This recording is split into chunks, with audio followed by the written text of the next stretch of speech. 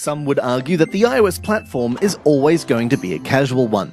Of course, there's the occasional hardcore release, but with so much money to be made off those who just want a quick but fun distraction, it's easy to see why deep and challenging titles aren't more common.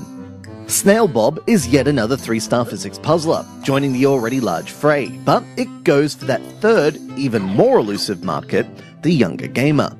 Snail just wants to get home, but on the way he'll encounter a large demolition crew, a winding river carrying a present, and, last of all, he'll be transported through time and space to ancient Egypt.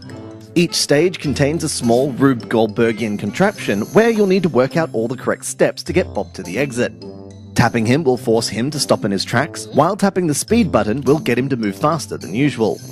These are the only consistent controls you'll encounter, with the rest requiring the player to play around with the environment to work out what happens when they press buttons, move levers, and drop boxes onto switches.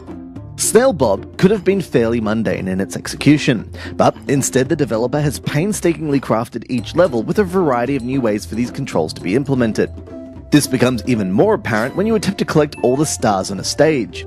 These need only to be tapped to be collected, but the trick is in finding them, usually requiring even more playing around to make them appear.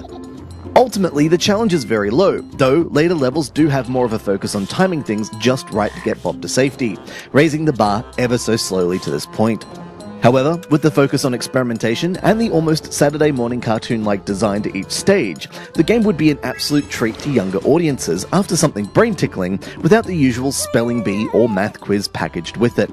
Snail is a solid puzzler and entertaining despite its lackadaisical nature. This has been Andrew with AppSpy.com. We review, you decide.